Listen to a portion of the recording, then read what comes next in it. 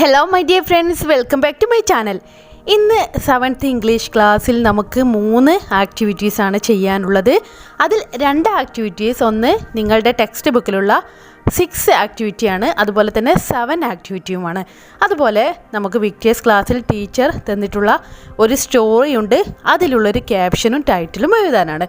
അപ്പോൾ ഈ 3 വർക്കും നമുക്ക് കംപ്ലീറ്റ് ആക്കാം. സോ നമുക്ക് ക്ലാസ്സിലേക്ക് വരാം.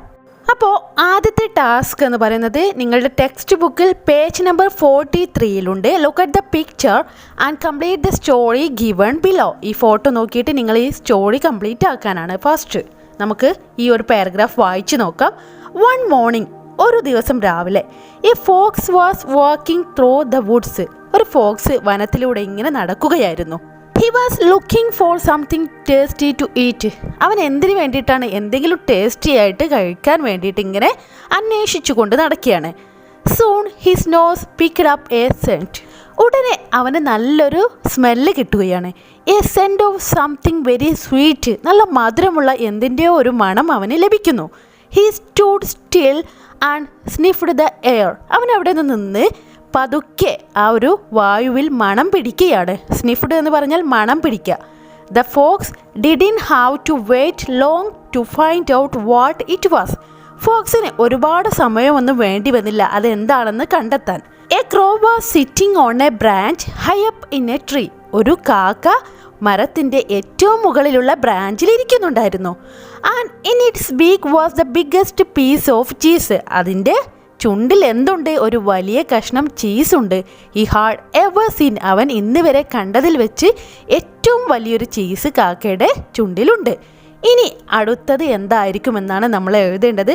അപ്പോൾ നമുക്കിവിടെ കംപ്ലീറ്റ് ആക്കാം. എന്തൊക്കെയായിരിക്കും? അപ്പോൾ നമുക്ക് എഴുതി നോക്കാം. The clever fox quickly made up a plan in his mind. ബുദ്ധിമാനായ കുറുക്കൻ അവൻ്റെ മൈൻഡിൽ ഒരു ഐഡിയ കണ്ടെത്തുകയാണ്. The fox walked over to the foot of tree and started implementing his plan.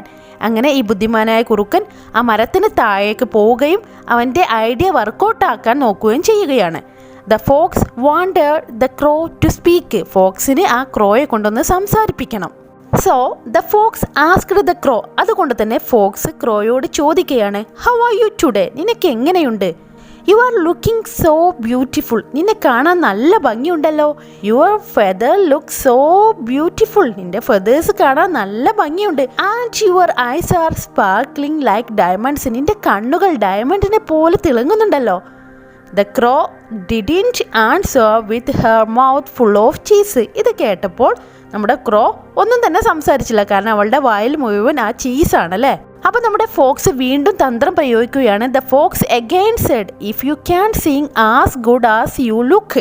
നിന്നെ കാണാൻ ഭംഗിയുള്ളതുപോലെ തന്നെ നീ പാട്ട് പാടുകയാണെങ്കിൽ, then I will have to call you the queen of all the birds. നിന്നെ ഞാൻ തീർച്ചയായും എല്ലാ ബേർഡ്സിൻ്റെയും രാജ്ഞി എന്ന് വിളിക്കും. ഇതൊക്കെ കേട്ടപ്പോൾ നമ്മുടെ ക്രോ എന്ത് ചെയ്തു? സ്വാഭാവികമായും ഈ പുകഴ്ത്തലിൽ അകപ്പെട്ടുപോയി.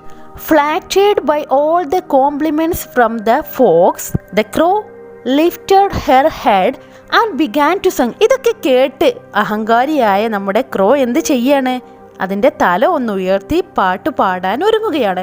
At that moment she opened her mouth. ആ സമയം അവളുടെ വായ തുറക്കുന്നു. The cheese fell down into the waiting mouth of the fox below. ആ ചീസ് താഴെ വെയിറ്റ് ചെയ്തിരിക്കുന്ന ഫോക്സിൻ്റെ വായിലേക്ക് വീണു. The fox ate all of it. Fox അതെല്ലാം കഴിച്ചു. ആൻഡ് സെഡ്, എന്നിട്ട് പറഞ്ഞു, I got what I wanted. എനിക്ക് ആവശ്യപ്പെട്ടത് എനിക്ക് കിട്ടി. ആരുടെയും പുകഴ്ത്തലിൽ നമ്മൾ ഒറ്റയടിക്ക് വീണ് പോകാൻ പാടുള്ളതല്ല എന്നാണല്ലേ ഇതിൽ നിന്ന് മനസ്സിലാവുന്നത്. സോ അപ്പോൾ നമ്മൾ ഈ സ്റ്റോറി കംപ്ലീറ്റ് ആക്കിയിട്ടുണ്ട്. നിങ്ങളുടെ ടെക്സ്റ്റ് ബുക്കിൽ പേജ് നമ്പർ 44-ൽ ഒരു വർക്ക് ഉണ്ട്. ഈ സ്റ്റോറിയിലെ മെയിൻ ക്യാരക്ടേഴ്സ് എന്ന് പറയുന്നത് ഒരു മൗസും ലയനുമാണ്. മൗസിൻ്റെയും ലയൻ്റെയും സ്റ്റോറിയിലെ മേജർ ഇവൻറ്റ്സ് പറയാം. Long ago a lion lived in a forest. ഒരുപാട് കാലം മുമ്പേ ഒരു ലയൺ ഒരു ഫോറസ്റ്റിൽ ജീവിച്ചിരുന്നു. വൺ ഡേ, ഒരിക്കൽ ഹി ഫെൽറ്റ് ടയേർഡ്. വളരെയധികം ക്ഷീണിച്ചു. And fell asleep. ഉറക്കത്തിലേക്ക് വീണു. A mouse came there. ഒരു എലി അങ്ങോട്ട് വരികയാണ്. And started disturbing the lion. ലയനെ ശല്യപ്പെടുത്താൻ തുടങ്ങി. The angry lion caught the mouse. ദേഷ്യത്തോടെ ഈ ലയൺ മൗസിനെ പിടിക്കുന്നു. And the mouse pleaded for its life. ആ സമയത്ത് മൗസ് തൻ്റെ ജീവന് വേണ്ടിയിട്ട് കേണു. The lion set the mouse free. അങ്ങനെ ലയൺ മൗസിനെ ഫ്രീ ആക്കി വിടുന്നു. The mouse promised to help the lion in the future. നമ്മുടെ മൗസ് ലയണിനോട് പറഞ്ഞു ഭാവിയിൽ നിന്നെ ഞാൻ സഹായിക്കും എന്ന്. The lion fell into a net. അങ്ങനെ നമ്മുടെ ലയൺ കുറച്ചു കാലങ്ങൾക്ക് ശേഷം ഒരു ട്രാപ്പിൽ, ഒരു കെണിയിൽ വീഴുന്നു. The mouse heard the lion's cry and saved him.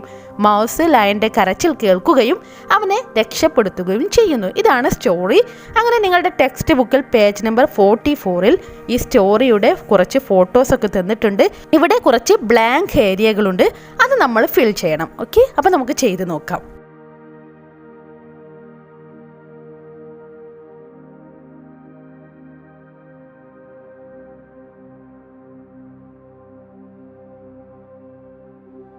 നമുക്കുള്ള അടുത്ത ആക്ടിവിറ്റി എന്ന് പറയുന്നത് ടീച്ചർ ഒരു സ്റ്റോറി പറഞ്ഞു തന്നിട്ടുണ്ട്. അതിൽ നല്ലൊരു ടൈറ്റിലും ക്യാപ്ഷനും കൊടുക്കാനാണ്. അപ്പോൾ സ്റ്റോറി എന്ന് പറയുന്നത് ഒരു സൂത്രശാലിയായ ഫോക്സ് ഉണ്ടായിരുന്നു. അവൻ കാട്ടിലൂടെ നടക്കുന്ന സമയത്ത് അറിയാതെ ഒരു കിണറിൽ വീണു പോവുകയാണ്. ഫോക്സ് ഒരുപാട് തവണ ആ കിണറിൽ നിന്നും മേലേക്ക് ചാടുവാൻ ശ്രമിച്ചു, പക്ഷെ അവന് സാധിക്കുന്നില്ല. ആ സമയത്താണ് ഒരു ഗോട്ട് ആ വഴി പോകുന്നത് കണ്ടത്. ഗോട്ടിനെ കണ്ടതും ഫോക്സ് പറഞ്ഞു, ഒരു വലിയ വരൾച്ച വരാൻ പോകുന്നുണ്ട്, അതുകൊണ്ട് നീ ഈ കിണറിലേക്ക് വരൂ. ഇവിടെ നല്ല ഫ്രഷ് എയർ ആണ്, നല്ല ഫ്രഷ് വാട്ടർ നല്ല സ്വീറ്റ് ആണ് എന്നൊക്കെ പറഞ്ഞ് കൊതിപ്പിച്ച് ഈ ഗോട്ടിനെ കൂടെ വെള്ളിലേക്ക് ക്ഷണിക്കുകയാണ്. അങ്ങനെ ഇത് കേട്ട പാടെ ഗോട്ട് എന്ത് ചെയ്യാണ്, മറ്റൊന്നും തന്നെ ചിന്തിക്കാതെ ആ കിണറിലേക്ക് ചാടുന്നു. ഉടൻ തന്നെ കിണറിൽ നിന്നും നമ്മുടെ ഫോക്സ് ഈ ഗോട്ടിൻ്റെ മേലെ കയറി രക്ഷപ്പെടുകയും ചെയ്യുന്നു. അങ്ങനെ നമ്മുടെ ഗോട്ട് എന്ത് ചെയ്യാണ്, ആ കിണറിൽ അകപ്പെട്ട് പോവുകയാണ്. അപ്പോൾ ഈ സ്റ്റോറിക്ക് നല്ലൊരു ഹെഡിങ് നമ്മൾ കൊടുക്കണം. എന്താകും ടൈറ്റിൽ? യെസ്, നമുക്കറിയാം ഈ ഫോക്സ് വളരെ സൂത്രശാലിയാണ്. അതുകൊണ്ട് നമുക്കിതിൻ്റെ ടൈറ്റിൽ എന്ത് കൊടുക്കാം?